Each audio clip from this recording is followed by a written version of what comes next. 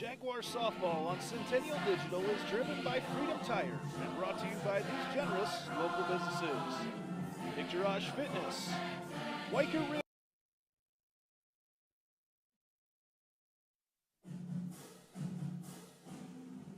Jaguar softball on Centennial Digital is driven by Freedom Tire and brought to you by these generous local businesses. Picturage Fitness, Weicker Realtors, the 515 Agency, Gershman Mortgage, Lane Family Wealth Management, Cinerama Ankeny, Wendy Thompson, an affiliate of Humble Travel, Springer Floor Care, Sonny's Pizza Bistro, Lamberti Goki Lucci Law, and Lincoln Savings Bank, member FDIC.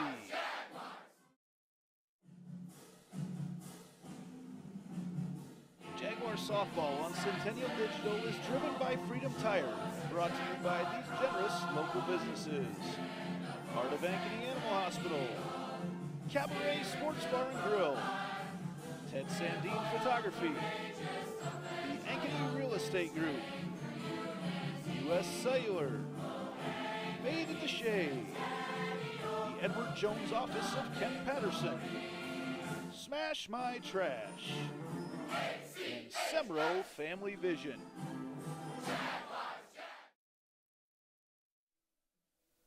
Good evening, everybody, and welcome to Centennial Digital. Softball is back on the north side of Ankeny. We've got a great one for you here tonight with the number 2 ranked Jags coming in, last year's state runners-up, with a big contingent of girls back from that team a year ago against number 7 Valley tonight, who also has a large portion of their girls back.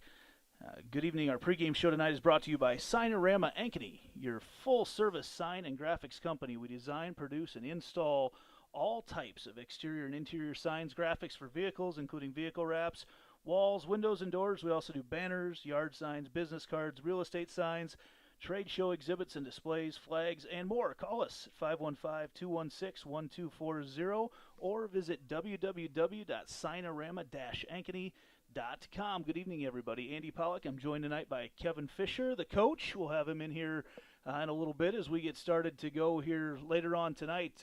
It's been a while since we've had softball on the north side of Ankeny. In fact, last July was the last time we had any softball up here, and we've got a great one, like I mentioned here tonight. It's the Jags and the Tigers ready to go, and we look forward to some really good pitching tonight. Valley, the top of their lineup, can hit the snot out of the ball, so we'll see what they can do. And Jaden Stair, after she twirled a gem last night against Fort Dodge, will be in the circle tonight for the Jaguars. The Jaguars come into the game. They are 3-3 on the year, split with Fort Dodge last night.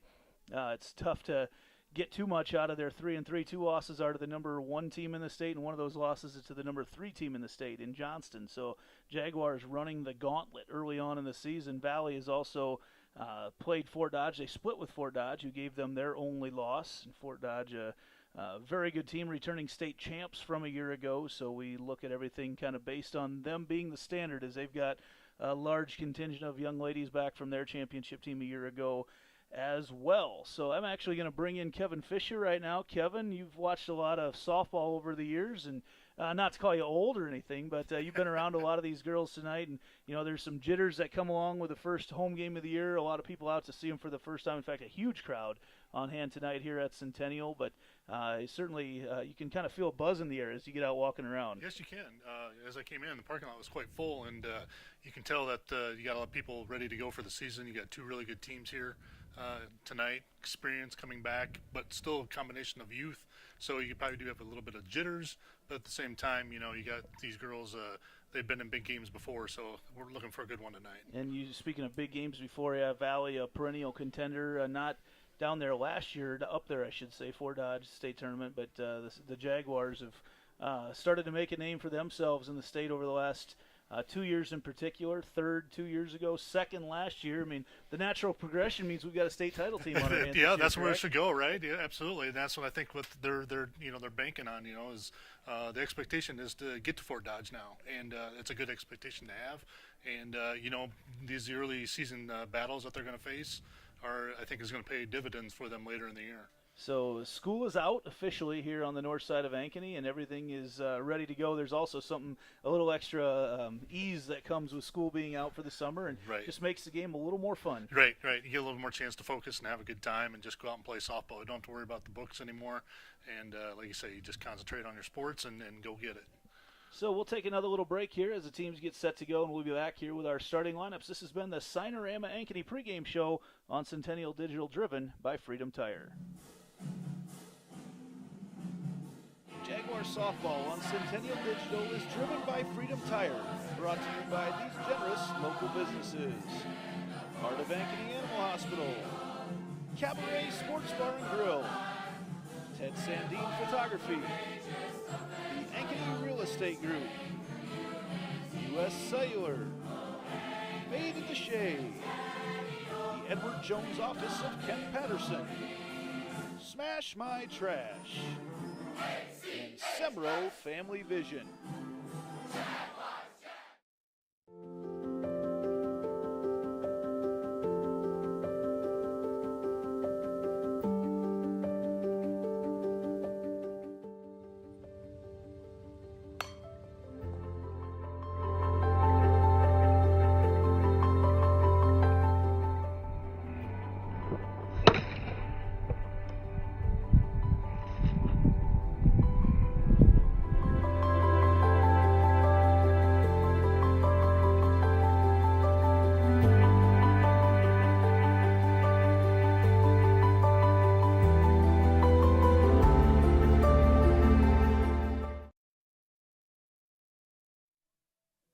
And welcome back to the Cinerama Ankeny pregame show. Andy Pollock and Kevin Fisher here on Centennial Digital, driven by Freedom Tire, where tonight we've got Valley in town. The Tigers from West Des Moines with a wind. It's kind of whipped around a little bit tonight. It's going to be blowing out to right, it appears, at least to get things started. Big crowd on hand, fans all over the place, all over the wall out in the outfield, despite the weeds. They did that's a good sign. They took the wind screens down this year. Not that those wind screens ever stopped any sort of wind, Right. but a lot more good seats out there. Yeah, you got a lot more different views out there tonight until when the sun goes down here, it'll get a little bit better view from the outfield coming in. But yeah, we got a lot of spectators around the perimeter tonight. As we looks like our officials are out here tonight. We got the A team out there tonight for the from the state, the Girls Athletic Union, Mark Amadeo, along with Kathy Creighton. A couple veterans that have done a lot of games, as you see Coach Brett Delaney and Tom Bakey out there for Valley. A couple coaches who have seen each other a bunch over the course of their careers. Want to make sure to mention congratulations before we get started. The boys soccer team for Centennial, probably a little bit of an upset today. They beat Urbandale for the second time this year, beat them in a shootout in a game earlier this year that you saw here on Centennial Digital, driven by Freedom Tire. And I got them again today in the quarterfinals of the state tournament. Got to talk to a bunch of parents before they went out to that game earlier today. It started about 5 o'clock down at the County Sports Complex. And the Jags come out victorious. So both the Jaguar girls soccer team and boys soccer team now will be playing in the state semifinals. And we knew we had a couple talented teams on hand, and that proves it right now. A couple teams sitting in the Final Four here at the end of the season. As you see, the coaches and umpires are talking through things here so far. This is one of those times where everybody knows exactly what you're about to say, but you sit here and listen to it anyway. That's right. Take it all in. Yep. As they look around, talk about the ground rules, the local rules here with everything, and it looks like we are very close to being set and ready to go. That's one thing that's always bugged me about softball. All the sports I normally am involved with, there's a clock, so you know exactly when everything will take place. And right. Yeah. for softball, you're in baseball, you're just kind of stuck here wondering, okay, when are we going to get going? Mm-hmm. We were told the game would start anytime between 7:30 and 7:45 here tonight, and it looks like that's probably right where it will end up, between 7:30 and 7:45, as they still, and Mark Amadeo holding court out there. Amadeo, the golden voice as well. So we always appreciate having games when Amadeo's behind the plate, because he will turn around and let us know exactly the situation when something happens too. So Yep. Always good to have a veteran like him behind the plate. It looks like we're going to be ready to go for our starting lineups here in a minute. Our starting lineups in today's games are brought to you by Sonny's Pizza Bistro at 6594 Northwest 6th Drive in Saylorville. the home of the best Italian outside Italy. If you haven't had Sonny's, give it a try. Your family deserves the best. Sonny's Pizza Bistro. Join us for weekend music on the heated patio. And for the starting lineups, we head to our public address announcer, Randy Vogel. One loss against the home team, Ankeny Centennial, with an overall record of 3 wins and 3 losses. We ask that all spectators exhibit good sportsmanship towards our umpires, coaches, and players. Now let's meet the starting lineups for each team. First, for our visitors, the Valley Tigers from West Des Moines. Leading off, playing center field, number 2, Ireland Broderick. Batting second, the right fielder, number 11, Katie Shaner. In the third spot, the second baseman, number 32, Gianna Lara. Batting cleanup for the Tigers, the left fielder, number 23, Emma LaFave. Batting fifth and catching, number 9, Reese Conley. Batting sixth, the designated player, number 17, Annie Bukos. Batting seventh, the first baseman, number 8, Claire Long. In the 8th spot, the shortstop, number 22, Paige Christensen. And batting ninth, number 3, the third baseman, Madison Miller. And pitching for the Tigers, number 21, Alexa Stevermer. The Tigers are coached by assistant coach Megan Rushing and head coach Tom Bakey. And now for the home team, the Centennial Jaguars. Leading off and playing catcher tonight, number 12, Addie Starr.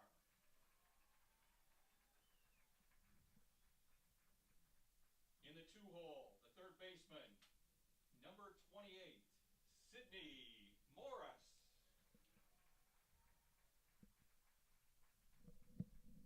Batting third, the right fielder, number 25, Jordan Kennedy.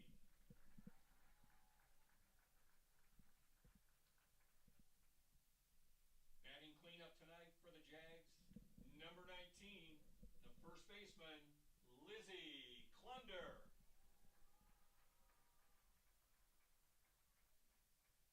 Batting fifth, number 3, the left fielder, Peyton Drefke. Batting sixth, the center fielder, number 15, Mackenzie James. Batting seventh, the shortstop, number 23, Lauren Solis. Batting eighth, the designated player, number 29, Lauren Gustafson.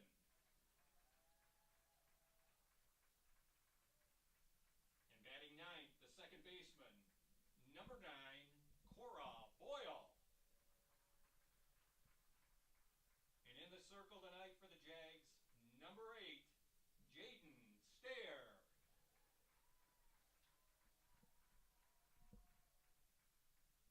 The Jaguars are coached by assistant coach Megan Heine and head coach Brett Delaney. The umpires for tonight's game are Miss Catherine Creighton on the bases and Mr. Mark Amadeo behind the plate. The anthem buddies for tonight's game are the 6 and under blue team, coached by Bethel and Constable.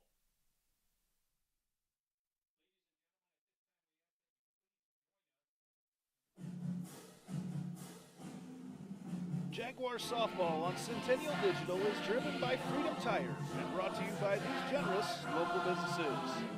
Picturage Fitness, Weicker Realtors, the 515 Agency, Gershman Mortgage, Lane Family Wealth Management, Sinorama Ankeny, Wendy Thompson, an affiliate of Humble Travel, Springer Floor Care, Sonny's Pizza Bistro, Lamberti Goki Lucci Law, and Lincoln Savings Bank, member FDIC.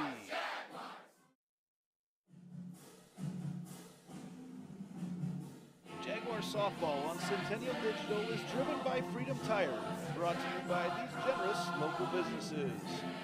Part of Ankeny Animal Hospital, Cabaret Sports Bar and Grill, Ted Sandine Photography, the Ankeny Real Estate Group, U.S. Cellular, Made at the Shade, the Edward Jones Office of Ken Patterson, Smash My Trash, and Semro Family Vision.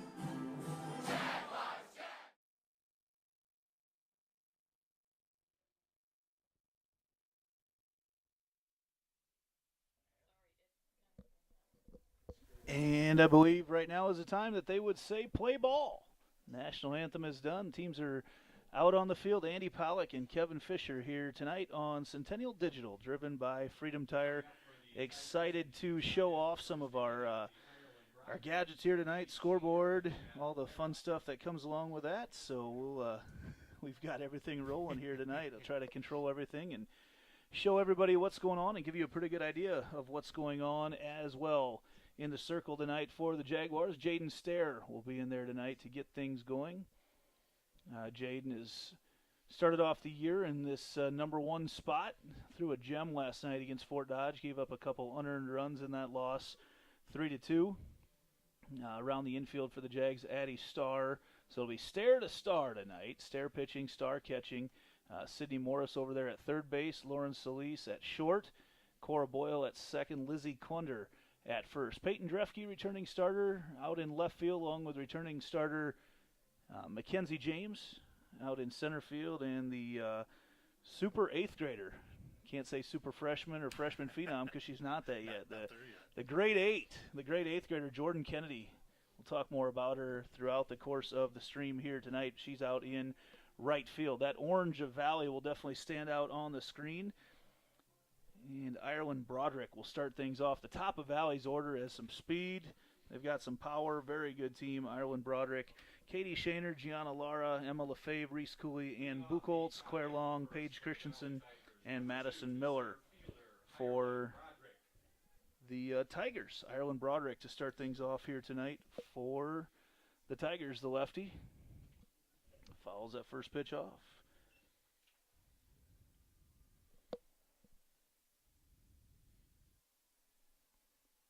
Stair decides to try to test the outside against the slapper. Sent that one a little bit upstairs. What's the mentality, Coach, when you're going up against a slapper like this? You try to jam them? Is that kind of the thought process? Well, yeah, sometimes, most of the time that is. I guess, everybody has their scouting reports of the batters. Even down in the high school level, we kind of have an idea what's going on. So you try to find their weaknesses as best you can, and then hopefully pitcher hits their spots.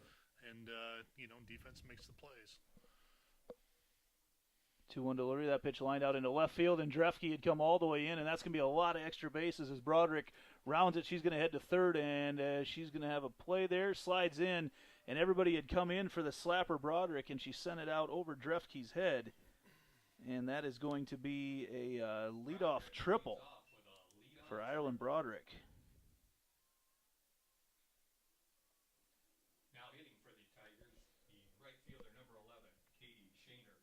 And that'll bring up Katie Shaner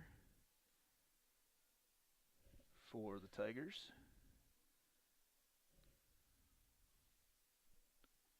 Watches that first pitch across the outside corner, says home plate umpire Mark Amadeo.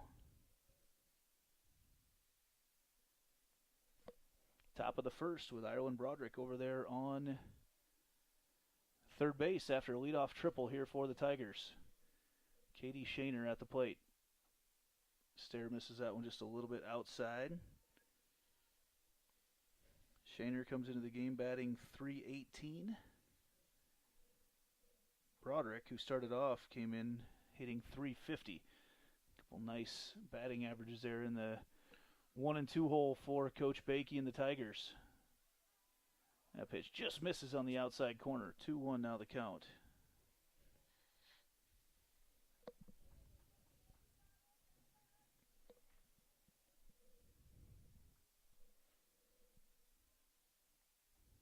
Stair misses that one outside as well. You get the impression that the plan to attack Shaner here is to work on that outside corner. Yeah, they've been attacking that several times now. And it looks like she's getting up there ready to be a hitter. Yeah, way behind that one on the 3-1. I think she was looking for a meatball down the middle and got it down the middle, but quite a bit behind it. Full count now. Katie Shaner with Ireland Broderick over there on third base for the Tigers after the leadoff triple. That pitch lined over. Lizzie Clunder steps on it. It's going to try to make the play home, but not quite in time. And the first run of the ball game scored by Ireland Broderick. Shaner grounds out to Clunder. Broderick scores the first run for Valley. Now hitting the number 3 hitter, number 32, Gianna Lara. So Valley takes the early lead here in this one. Gianna Lara, the second baseman, steps up now for the Tigers, and you got to be really careful with Lara. The senior has 3 home runs already on this short season.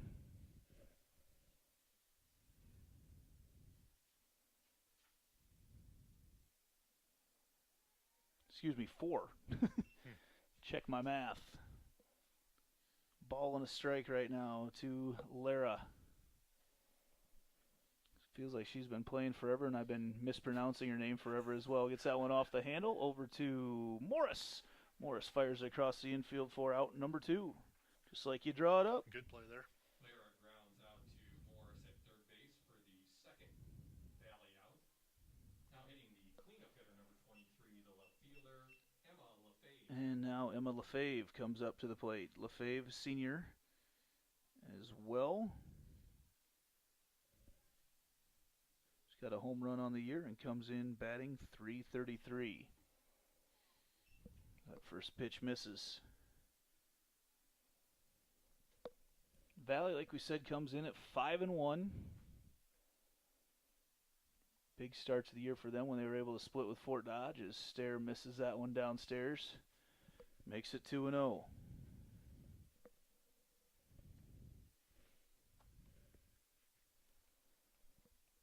LaFave on the 2-0 delivery. Pitch catches the outside corner for Stair. You see, and I haven't been able to watch her from behind the plate, but you see some nice natural movement even on her fastball. It's almost a screwball type look coming in on the hands as she jams, just as we say that, goes inside and tight on LaFave for strike number 2. Yeah, absolutely right, Andy. She's been kind of jamming the hitters here the last couple. And it worked out for Lara as she got off the handle. That pitch lined over. Clunder with a nice stop over there at first base as Valley, though, does some damage. 1 hit, 1 run. No errors here in the top of the first. And we head to the bottom of the first. And we will be back right after this on Centennial Digital, driven by Freedom Tire.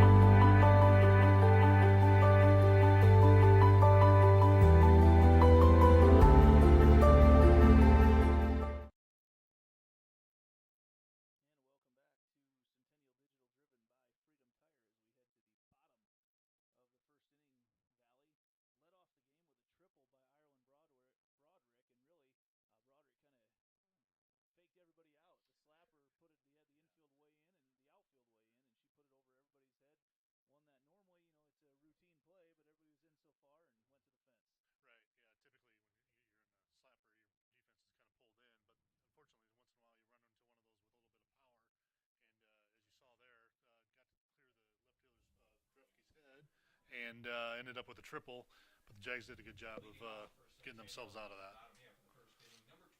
So Addie Starr will lead things off. Starr spent most of last year, especially during that runner-up playoff run, as the leadoff batter here for Centennial. She's going up against Alexis Stevemer. And that first pitch is a ball.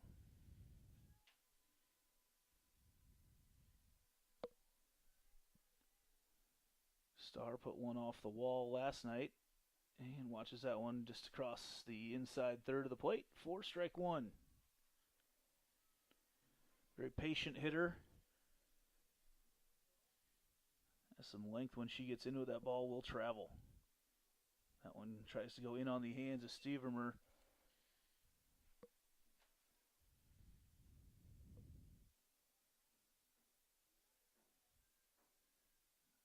Alexa Stevermer, just a sophomore. She's 2-0 on this young season. Comes in with a .75 earned run average. Pretty good. That's a good number. 2-2 right now, our count. So we're trying to run the scoreboard and call the game here tonight on your scorebug. There's a pitch to Starr, low. Loads up the count. So Addie Starr, the quality at bat, leads us to the sixth pitch of her at bat, doing exactly what you want your leadoff hitter to do. Stevermer, full count delivery to Starr. Swung on and lined out into right center field, and that's going to clear the head of Broderick, and Starr is going to be safe in at second base with a leadoff double for sophomore Addie Starr. Nice at bat there for Addie. Leads off with a double for the Jags. Very patient, good patient hitter. Number 28, the third baseman, Sydney Morris. So Starr does exactly what you would want your leadoff batter to do, goes deep into the count, and then lines a double out to right center field. Hannah McSperrin comes in to run for Starr, and the Jags going to use that pinch runner here early on to try to score someone and try to take advantage of some of these opportunities. This brings up Sydney Morris, junior. Catches a lot, playing third base here tonight. Morris watches that first pitch. That's more of a curveball action. You can see from behind here. It's kind of coming from inside out. Yeah, a little tail action there.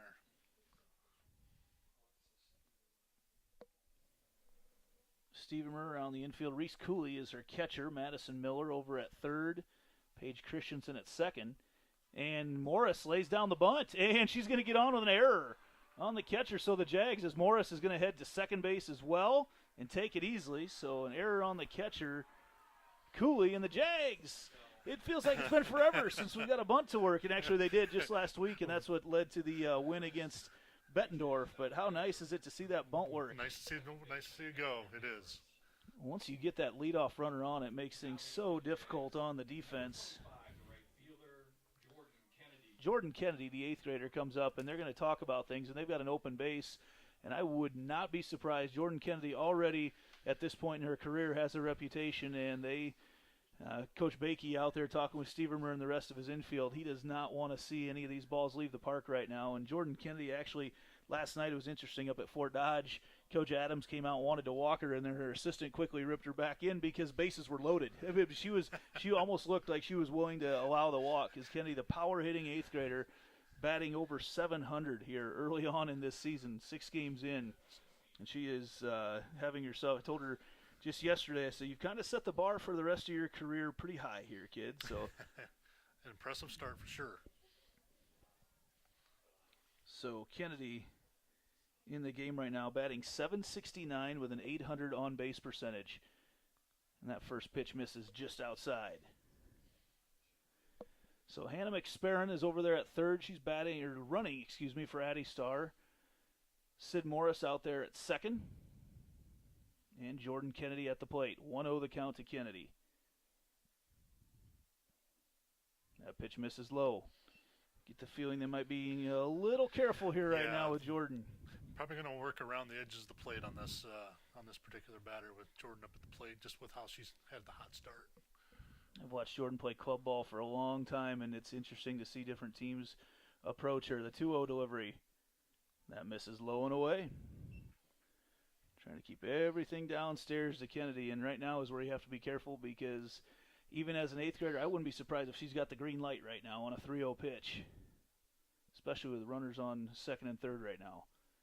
Here's a 3-0 to Kennedy. And catches the upper part of the strike zone for strike one. Nobody out. Jags trying to punch some runs across here early on in this one. McSperrin over at third. Morris at second. The 3-1 to Kennedy. Off the hands. loads up the count. See a lot of Jordan's club teammates here in the crowd tonight. It's a little extra buzz when you've got a youngster with the potential that she's got playing here early on. Comes up with bases, the count is full right now for Kennedy, the 3-2 delivery. And puts that one off the hands out into center field, and he's going to tag up here at home, and that's going to score McSperrin. Kennedy does her job on the sacrifice fly to center, exactly what they wanted, and that's going to leave Morris at second base. So McSperrin ties it up. Now hitting number 19, the first baseman, Lizzie Klunder. One out now for Klunder. Lizzie called her name for several years as well, starting over there at first base. Ooh, you go inside at the knees on Lizzie to start things off.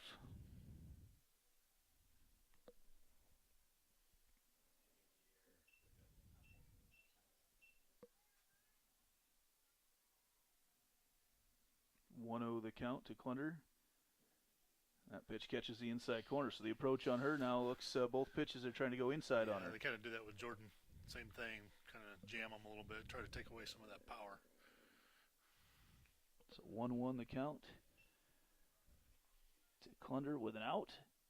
And they continue to work that inside low half of the plate. And Klunder, her numbers don't show a ton of home runs, but definitely has a reputation after many years that she's got some home run power. She does. She definitely does. It's there. 2-1. Misses outside. Stevermer has had to go deep into some counts here early on. Third time that the count's been full against the Centennial batter. Excuse me, not full. 3-1.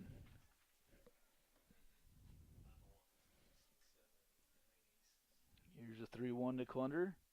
And that's lined to right center field. That's back to the wall, and Klunder is going to knock it over for her first home run of the year. The ball just carried right up into that wind, and it just kept going, and the Jags have taken a 3-1 lead. Good at bat there by Lizzie. Nice job. She just stayed patient. Things that I know she's worked on over the years, and like you said, she just got it up there, kind of rode the wind out to right center, and it paid off.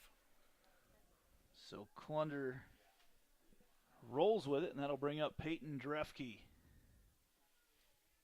Now hitting for the Jags, number 3. Morris scored on that as well, so the Jags have now taken a 3-1 lead with one out here in the bottom of the first. All started off getting that leadoff batter on, and that just put pressure on the defense, doing everything with a base runner on. Drefke lines that one, and she's going to get a single, maybe another double out of it as she puts it out to the wall. Drefke rolling, and she slides in safe at second with a double. First pitch. Getting back into the groove, making that transition from the state tournament of golf, and she's a multi-sport athlete, and just getting back into softball groove now. You've got a special spot in your heart for not only multi-sport athletes, but golfers. Yes, I do, yep. Used to be a golf pro years ago. Kind of changed positions here recently. So bring up center fielder Mackenzie James, another multi-year starter for the Jaguars. As these girls walk up to the plate the first time calling a game here this year, I feel like you know these girls because you've watched them play for years, and one of the main reasons that the Jags are ranked so high here to start the year. That pitch misses low as well. Yeah, it warms my heart to sit here and watch them because, I had spent some years with them in the club ball in the off season, and get to see them, their hard work pay off and all the successes here the last couple of years. 2-0 to James. Upstairs, ball 3, and again, Stevermer has had to go deep into